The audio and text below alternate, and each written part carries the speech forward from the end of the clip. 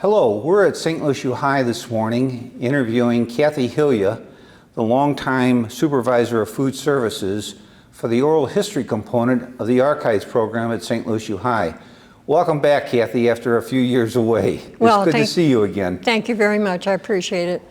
Kathy, I know you're not a St. Lucie High grad. I think you were a Notre Dame grad, but I believe you had relatives who went to St. Lucie High. How many relatives did you have go to SLUH? I have 3 brothers that graduated from the U High. So you had some prior exposure through your brothers to St. Lucie High. Yes. When did you first begin your service here at St. Lucie High as the supervisor of food services? What year? In 1990. And who did you have contact with? I mean, I know you worked for a company that supplied, but who were some of the first Jesuits or administrators that you had contact with? Paul Owens. Paul Owens, the principal? Yes, he was the principal. So many faces, so many faces, so many Jesuits. Father Hagen. Marty Hagen. Father Sheehan. Who else am I? Just so many. And did you find the atmosphere welcoming? I mean, did you feel that you had support from the administration for your... Most definitely, most definitely. Now, when you were hired, you were in the old cafeteria on the first floor of the main building, and it was an old facility. Yes, it was. That must have been a challenge for you in terms of the food preparation and serving because of the limited and old facilities? Well, and no air conditioning. No air conditioning? There was no air conditioning at all in there, so it was always extremely warm. And the boys were pretty crammed in. To the tight area? Oh, yeah, definitely. And when did planning begin to convert the old cafeteria, from the old cafeteria to the new, what was the gym became the commons? When did that process begin? We finally got in there in 2012, but I'm sure, knowing the Jesuits, 2010, 2011, there was a lot of planning that one. It was a big project. It was a big project, and were you seriously involved in helping plan the food component? Yes, I was down there many, many, many times, walking over chipped up concrete and looking at layout and dealing with the health department, trying to meet what they wanted to have in there and all those regulations. Yeah, it was exciting. Did the menu, as a result of the better facilities, more modern facilities, change or expand once you moved to the commons? Most definitely, yeah, we really did. And we changed with the times too, what kids were wanting, what parents were wanting, so you're always changing in food service, constantly. And because every generation has their own taste in that, you found a lot of not changes, but desires for new food services? Yes, that was among the students? That was always a battle. You know, do you send out a survey? Do you not send out a survey? Mm-hmm. What do you want to hear from them? What are they going to say because 10 other kids in their homeroom said the same thing? So, yeah, we did that a lot. We had a lot of student committees.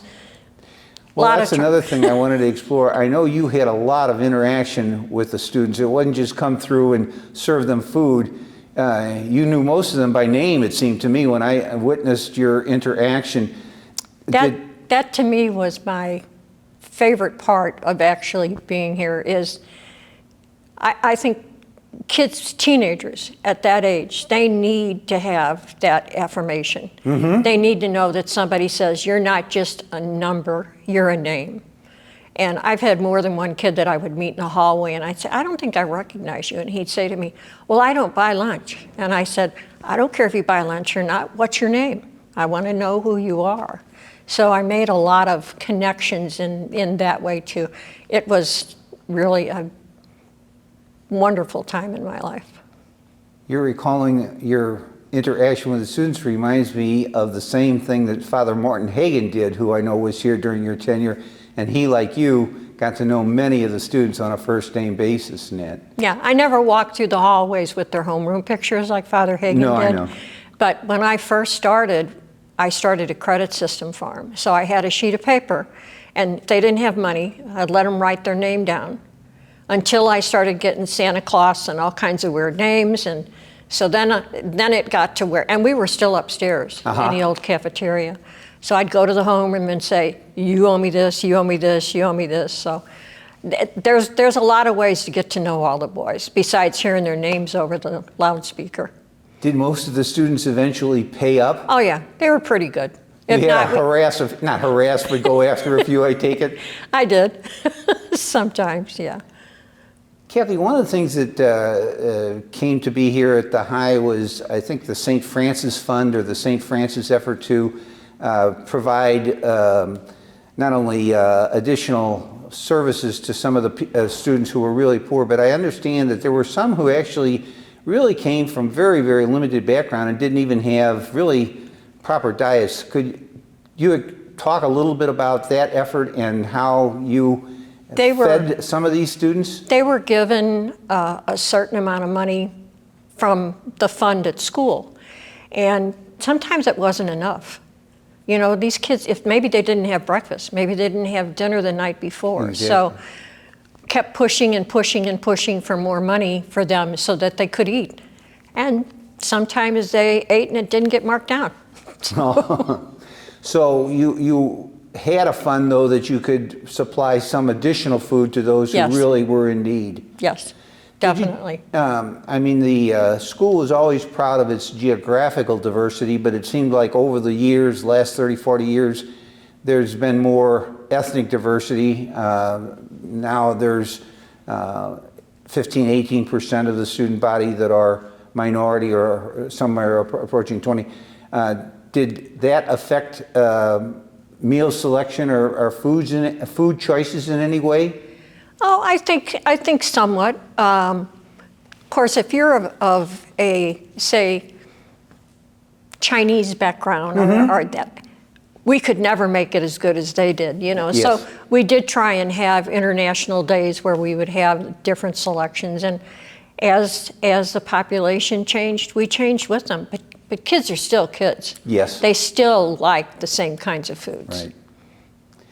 Kitty, did you, I know in addition to feeding the students on a daily basis, there are a lot of events here, breakfasts for different groups, sometimes lunches, and then, of course, a big thing is Kashba, but there were other dinners here. Did you have a role in planning for those special events, breakfasts, lunches, and some dinners? I did. We did almost all the sports banquets here. Right. We did the reunion dinners. Yes. We did whatever celebration they were having.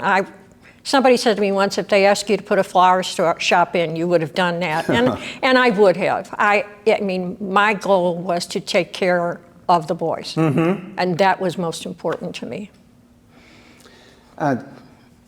Did you have trouble getting staff for some of these odd hours? I mean, it's one thing to have staff during the day, like for lunch, but what you're talking about is special, you know, breakfast for the different clubs, or and then dinners at night. Was it a challenge to keep staff available to help you? Definitely. I did a lot by myself. I know. I spent many a night sleeping in this building so I could be here for the next morning, or if I was here too late, because I live rather far away. And concessions, we did almost all the concessions, all the sports. And if somebody couldn't do it, I was doing it. Did the school provide you a facility to sleep, or did you just sleep on a cot? Where did you manage this? I slept in pastoral a lot because I had keys, and it was 2 doors, so I could get in it. And there was nobody here. There were shower facilities. Did you feel safe? Yes, yeah. I only slept in the box office one night, and that was the night that I got locked out. Uh-oh. I got up and left my keys on the floor, and I was walking the hallway in my pajamas at 5 o'clock thinking, okay, who do I call? So I called Emmett. Emmett came over and saved me. He got my keys out so I could get my clothes. Is this Emmett Hannick? Yes. No. Emmett Prince. Oh, I'm sorry. Yeah. On the staff, yes. Working with the different presidents and principals, was there much change when a new administration took over? Did you find similar support or backing depending upon who was the new president or principal? I feel that I did. I think their support staff was always still kind of the same people, so we still had the same relationship.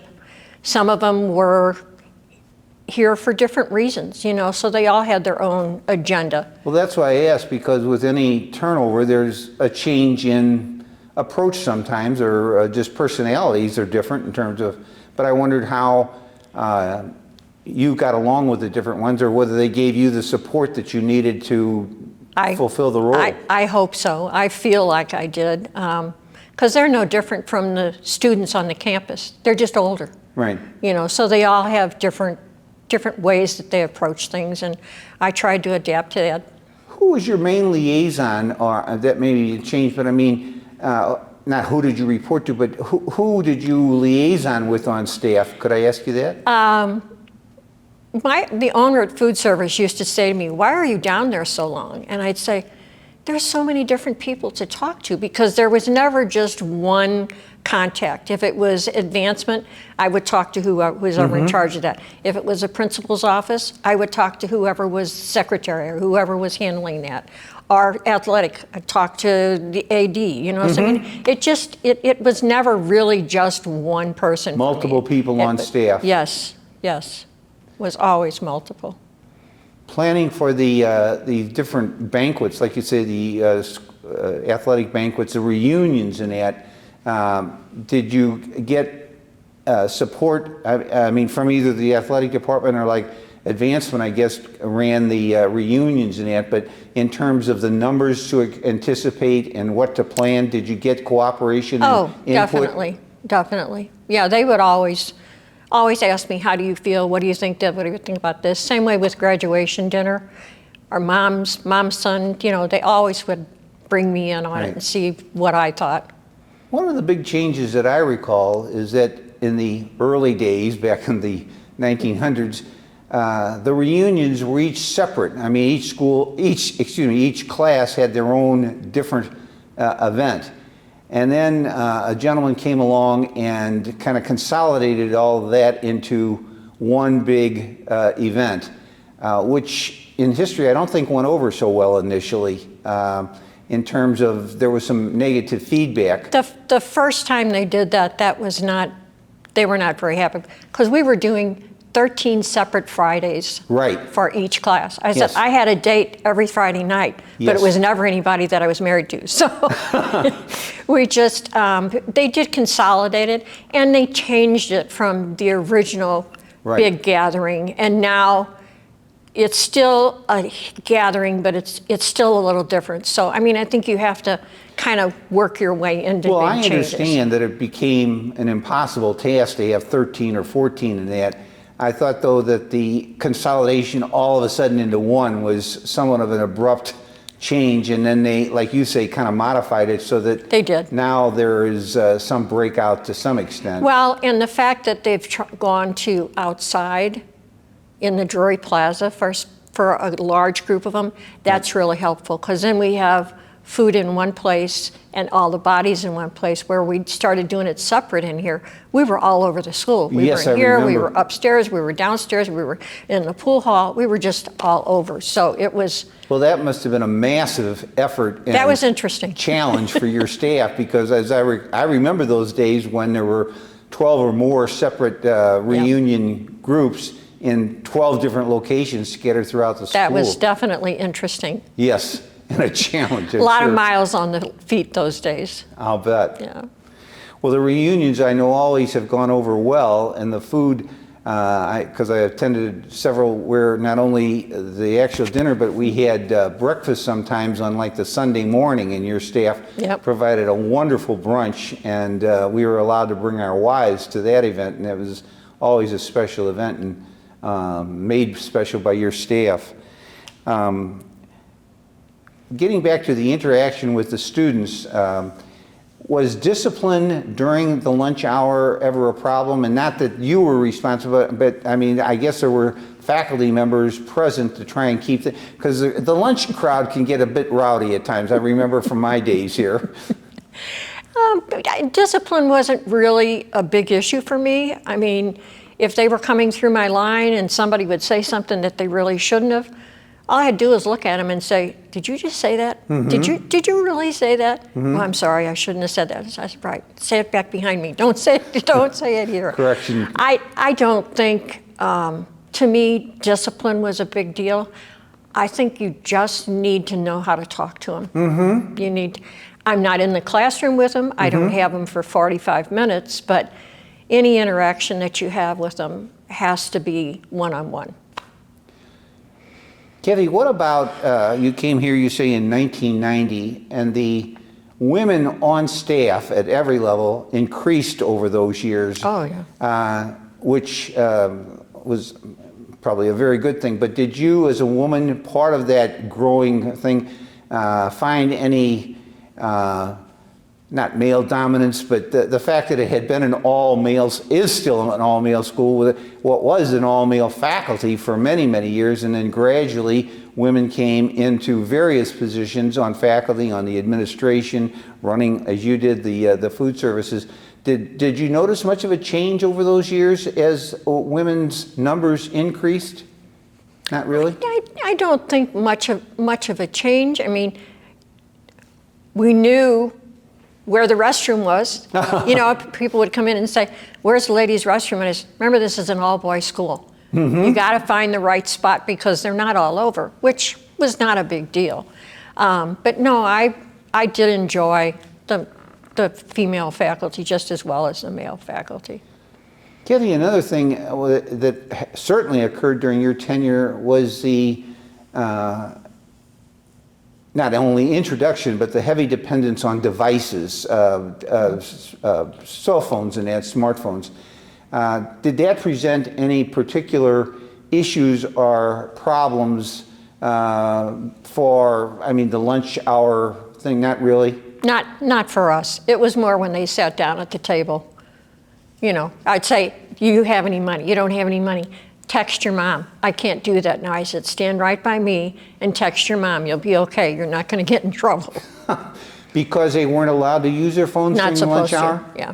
And that was the school policy to make sure that the boys interacted with one another rather than being on their phones? Yep. Did that policy start from the very beginning, or did they put that in? I don't remember how they actually implemented that. The use of the cell phones has been a challenge, though, for the last I'm sure it decade has. or a couple decades, I guess, in terms of.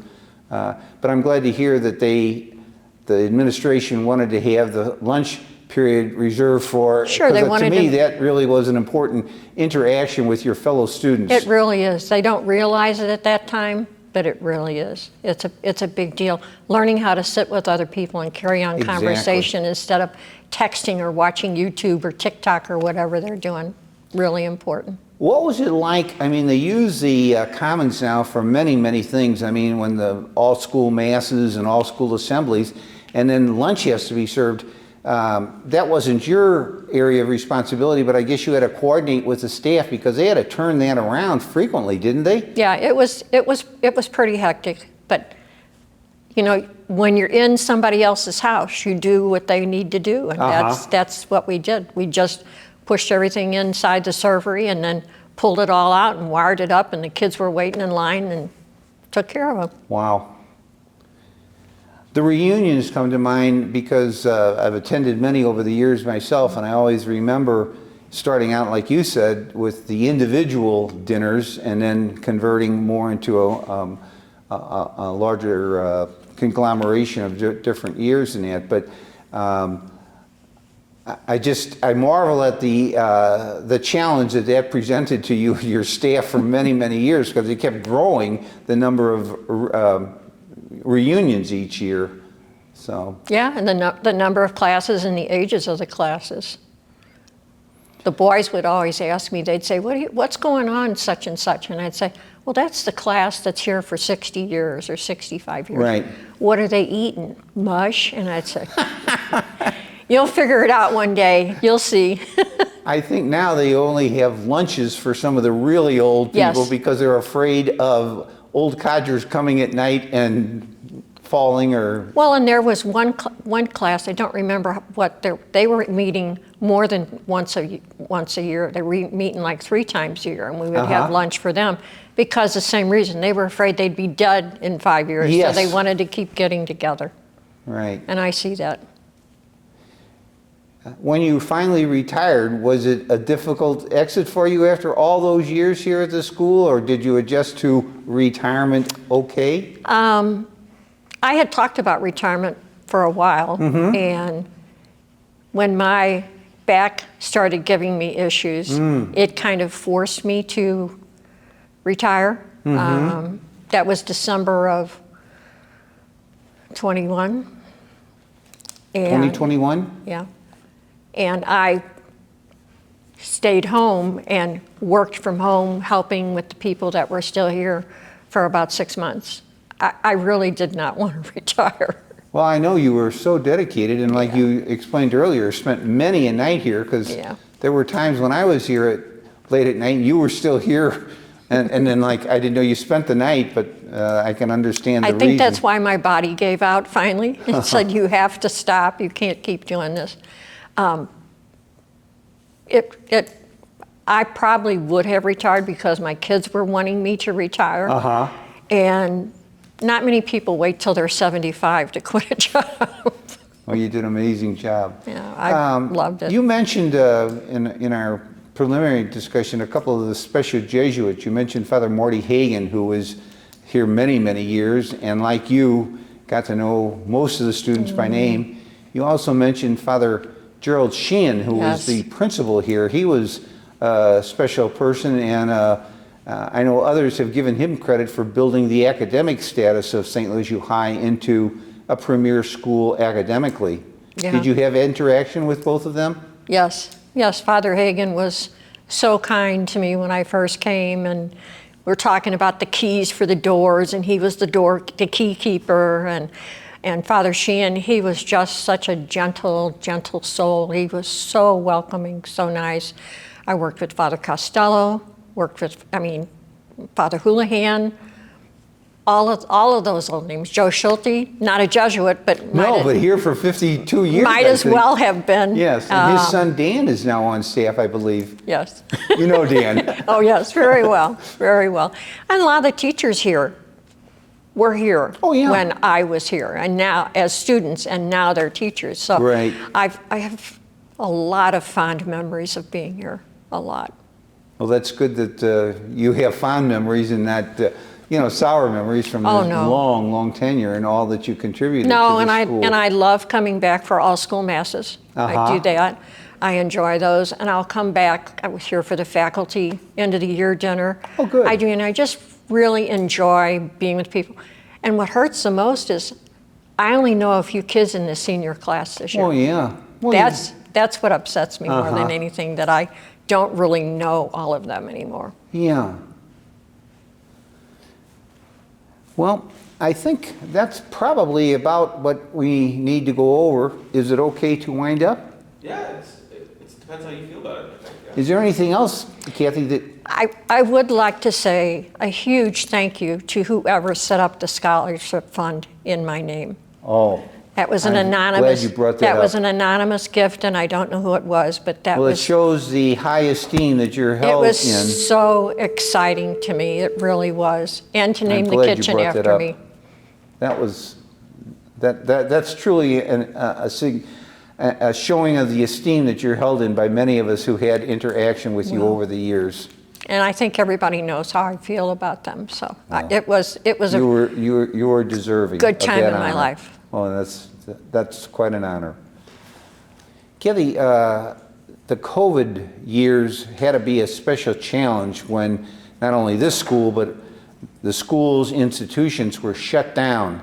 For a period of time, the students didn't even come to class. Everything was remote, and then they eventually started coming back. What challenges, memories do you have of that particular time in your career? That was so difficult. The mask, the plexiglass, not being so close to them, not knowing a face totally. It was really disturbing. It really was. And I know it was hard for the boys because they were eating outside and tables, and it was just, it was not a fun time.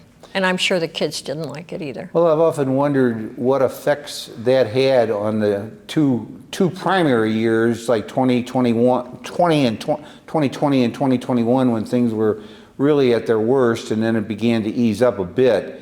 But there was an 18-month, two-year period where not only the school but the entire society was pretty much shut down or limited. And Yes. I can imagine it posed particular challenges for your food services. It was difficult because you had, like I said, we had to keep the kids so far apart, and you still had to try and get them through the line. And some parents were afraid to let them be here, and they were afraid to be here, and it was just, it was really something. It was a difficult time. And then when that ended in 21, thank goodness, we kind of got back to normal.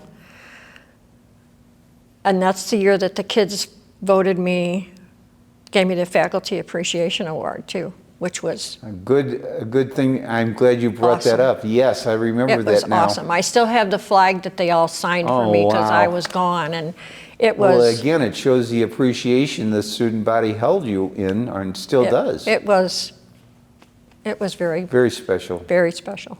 Well, thank you very much for coming back and participating in the oral history project that we're trying to keep going for the archives at St. Lucia High. And your memory, your service will be remembered, hopefully, for years and years to come. Thank you, Kathy. Thank you for having me.